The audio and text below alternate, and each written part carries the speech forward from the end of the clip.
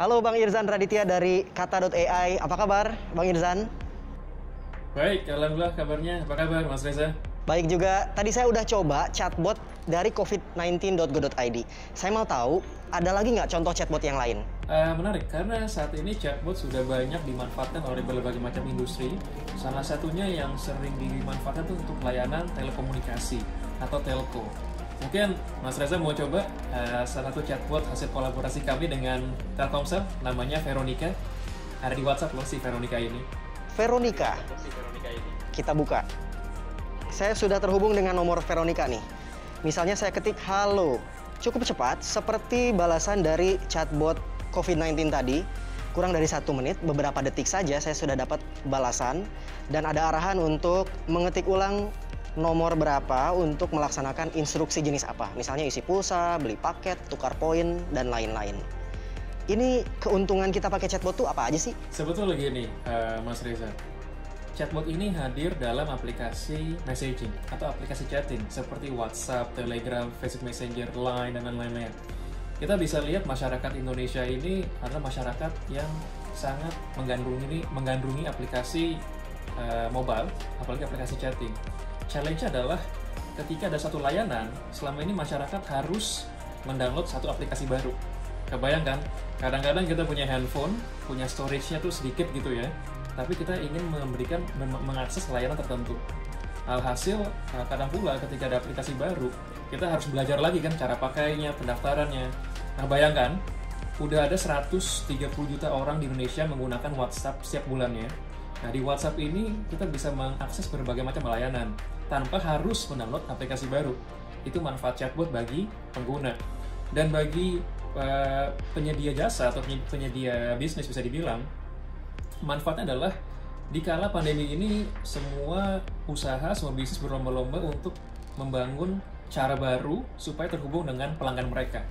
Creating a new way to connect to their customers, apalagi dengan eranya sekarang low touch economy ya. Karena kita nggak bisa bertatap muka, datang ke toko, datang ke cabang gitu ya. Nah, WhatsApp ini sudah dipakai semua orang untuk membangun aplikasi baru lagi, untuk mengajak para pelanggan mereka mendownload aplikasi, itu bukan perkara mudah. Cuma dengan WhatsApp, semua orang udah punya di sini kan ya. Jadi akhirnya mereka terhubung. Dan yang menarik bahkan, mungkin beberapa bisnis sudah menggunakan WhatsApp sebagai jalur komunikasi, jalur engagement dengan pelanggan mereka. Baik untuk customer service, untuk sales, untuk marketing, atau lain-lainnya. Namun challenge-nya adalah dengan pertumbuhan bisnis yang lumayan signifikan, katakan setiap tahun, dan proses komunikasi tersebut masih dilakukan secara manual dengan adanya agent di sini kan, agent customer service, agent sales, yang akhirnya bisa dibilang kurang scalable. Dengan bertambahnya pelanggan, pertumbuhan bisnis harus nambah juga agent juga di sini akhirnya kan ya. Nah, bayangkan kadang-kadang bisa dibilang para pengguna atau para konsumen ini ingin melayani cepat. Dengan ada agent manual ini kan kadang mereka ada pekerjaan lain, harus balas satu persatu, dan bisa dibilang pekerjaan lumayan stressful. Karena terlihat angka dari turnover rate pekerjaan agen di call center itu 30% setiap tahun. Nah, dengan adanya teknologi chatbot yang dibekali dengan AI, Artificial Intelligence, atau kecerdasan artifisial, kami memiliki misi bagaimana mesin komputer bisa mengerti bahasa manusia secara natural, sehingga para pekerja profesional, baik itu agent customer service, agent sales, mereka bisa meluangkan waktu untuk pekerjaan yang membutuhkan kreativitas, pikiran yang strategis, dan juga pekerjaan yang ibarat tidak repetitif. Jadi biarkan yang pertanyaan repetitif, yang itu-itu aja, bisa dibilang 80% yang masuk via aplikasi chatting, itu biarin robot aja yang handle. Jadi kami lihat banyak sekali manfaatnya aplikasi chatbot dalam aplikasi messaging di sini, baik untuk pelanggannya, memberikan layanan pelanggan lebih baik lagi, lebih cepat. Bagi bisnis, kami melihat opportunity untuk menggait lebih banyak lagi pelanggan karena menggunakan aplikasi WhatsApp, notabene sudah 130 juta pengguna di Indonesia. Yang kedua, bagaimana bisa memberikan layanan scalable dengan cost yang lebih terkontrol. Kurang lebih seperti itu sih Mas Reza. Baik, saya penasaran. Cara kerja Artificial Intelligence dalam chatting robot ini seperti apa? Ya, jadi kalau kita lihat Artificial Intelligence atau kecerdasan artifisial, itu pada dasarnya adalah kemampuan satu algoritma komputer bisa memahami cara berpikir atau cara kerja manusia di sini. Manusia itu kan punya berapa indera ya? Ada indera penglihatan. Itu manusia melihat sesuatu, dia tahu, oh ini foto ini. Dalam AI itu namanya computer vision. Ada beberapa startup Indonesia yang sudah menuju computer vision seperti Noteflux dan Clue. Ada juga di sini apa yang Kata.ai lakukan, cabang AI bernama Natural Language Processing atau NLP. Bagaimana mesin bisa mengolah bahasa manusia secara natural dalam bentuk tulisan. Nah, itu apa yang kami lakukan. Ada juga yang lainnya, misalkan indera pendengaran dari suara, akhirnya ngerti kan orang ngomong apa di sini ya. Itu cabang dari AI speech to text atau automatic speech recognition. Lalu ada juga indera untuk apa? Untuk bicara di sini kan ya. Dari text to speech itu juga cabang AI. Nah, kembali ke cabang dari Kata.ai di sini NLP ya. Kami melatih ratusan juta percakapan antara manusia di sini ya, pelanggan dengan satu agen di satu bisnis, itu untuk mengerti bagaimana sih cara orang Indonesia ngomong. Dan cara orang Indonesia ngobrol itu lumayan bervariatif, apalagi kita lihat bahasa informal. Bahasa informal, kalau kita ngomong bahasa chatting ya, untuk kata ganti orang pertama aja, itu kita bisa ada 13 jenis. Dari mulai saya, gue, we, wa, aku, Q, dan lain-lainnya. Orang Indonesia kreatif sekali di sini. Nah, melihat masalah terjadi itu, kami bisa menerjemahkan bagaimana tulisan manusia di sini, tulisan pelanggan, ini satu mesin akan mengkategorisasikan intentnya apa. Dia mau komplain, dia menanyakan lokasi suatu cabang, dia ingin bertransaksi, atau dia ingin sesuatu yang lainnya. Misalkan saya bilang, saya mau beli pulsa yang 100 ribuan dong, paket data buat akses YouTube sama Instagram, misal kayak gitu. Dari pernyataan saya itu, mesin bisa tahu intentnya adalah ingin beli suatu, purchase ya kan. Saya coba nih, saya coba pakai gaya bahasa seperti itu ya. Boleh Mas, silakan. Saya ingin beli paket data.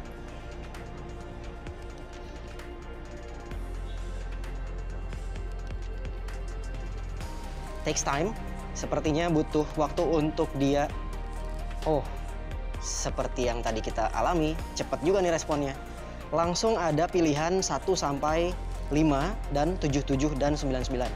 Jadi bener ya, dia bisa ngerti omongan kita meskipun tidak ngikutin instruksi yang sebelumnya sudah dia berikan. Betul Mas. Kenapa ya bisa begitu? Ya ini dia, kita ngomong soal AI, pada dasar machine learning kan. Mesin tuh bisa belajar di sini kan. Belajar dari mana supaya bisa ngerti. Nah, algoritma NLP ini ngajarin mesinnya dari semua percakapan yang ada. Jadi kita latih bagaimana sih variasi orang pengen beli paket data gitu kan. Gue mau beli paket, pulsa gue habis, isi paket dong gitu. Atau misalnya saya mau beli paket, aku mau beli paket yang harganya sekian-sekian. Jadi variasi-variasi itu yang kita latih ke mesinnya. Jadi bukan dalam bentuk keyword gitu ya, cuma mesinnya bisa memprediksi. Mesin bisa latihan. Betul, karena pada dasarnya AI itu adalah mesin yang bisa memiliki kemampuan untuk memberikan prediksi di sini kan, dari hasil data yang dilatih, kurang lebih kayak gitu. Kemudian challenge atau tantangan untuk pengembangan AI bagi berbagai keperluan di Indonesia apa saja Bang Irzad? Challenge-nya pada dasarnya adalah satu itu namanya AI itu butuh data. Kita sering dengar istilah data is the new oil gitu ya. Karena tanpa adanya data sets di sini, tergantung masalah apa yang ingin diselesaikan, itu masalah pemerintahan, masalah kesehatan, masalah finansial, itu semua butuh data. Dan data itu di Indonesia bukan hanya kadang-kadang jumlah sedikit, kadang bisa tersebar di mana-mana. Masih ada data yang di laptop pribadi, di file Excel, ada yang di cloud, ada yang sudah di mana-mana. Jadi data menjadi masalah. Yang kedua di sini adalah tantangannya talenta. Karena talenta untuk bisa dibilang engineering atau talenta yang fokus di ranah artificial intelligence dan machine learning masih tergolong langka di Indonesia. Jadi ini menarik sekali, ada opportunity besar di sana, tapi kami di sini dan pemain lainnya harus berlomba-lomba untuk mendevelop juga talenta-talenta muda untuk bisa bersaing dan berkompetisi di ranah dunia AI bisa dibilang ya. Dan ini juga didukung oleh saya rasa kampus-kampus yang sudah mulai memberikan pelatihan untuk machine learning dan artificial intelligence pada kurikulum mereka. Lalu apakah lokasi penyimpanan data berpengaruh terhadap bagaimana kita bisa mengembangkan AI ke depan? Sebetulnya iya betul. Data ini sebaiknya sudah harus tersentralisasi. Bisa kita berbicara soal cloud jika emang data itu bukan data yang sensitif. Seperti kita ketahui untuk sektor telekomunikasi misalkan, sektor finansial, data privacy itu menjadi salah satu concern utama. Jadi apa yang Kata.ai lakukan kepada klien-klien kami yang di ranah telekomunikasi dan layanan finansial seperti perbankan atau asuransi, kami menawarkan namanya solusi on-premise, alias mengakses data-data yang disimpan di server milik perusahaan tersebut tanpa harus bisa diakses melalui cloud. Jadi bisa dimanapun, bisa di cloud, bisa di on-premise juga, di server gitu ya. Selama memang sudah terorganisir dengan baik sih, bisa dibilang. Terakhir Bang Izan, barangkali penonton ada yang bertanya-tanya nih, AI sudah sedemikian canggih, bagaimana caranya agar kita tidak tergantikan oleh teknologi robotik ini? Ya, sebetulnya kalau kita bilang teknologi AI ini, saya melihat ini bukan sebagai juru selamat, tapi juga bukan ancaman. Tapi selayaknya teknologi pada umumnya sebagai tool, sebagai alat untuk membantu kita bisa bekerja lebih produktif, mengambil keputusan lebih baik lagi dengan adanya data. Karena saya percaya manusia itu memiliki akal pikiran, kreativitas, dan berpikir secara strategis. Dan tidak kalah penting, manusia memiliki rasa kasih sayang atau compassion. Dan selalu ada pekerjaan baru setiap kita berbicara soal revolusi industri. Jadi jangan kalah takut para rekan-rekan di sini atau para audiens, karena saya percaya selama kita mau mengembangkan diri kita sendiri, kita memiliki kemampuan berpikir secara kritis dan secara strategis dan kreativitas, saya percaya kita sebagai manusia tidak akan tergantikan oleh mesin. Meskipun sekarang teknologinya sudah bisa bikin suara artifisial, suara buatan, dan bahkan membentuk wajah manusia sendiri. Betul sekali, Mas Reza. Saya akan perlihatkan kepada pemirsa bagaimana AI bisa membuat wajah manusia padahal orangnya nggak pernah ada. Makasih Bang Irzan, sampai jumpa di kesempatan berikutnya. Terima kasih juga. Sampai nanti.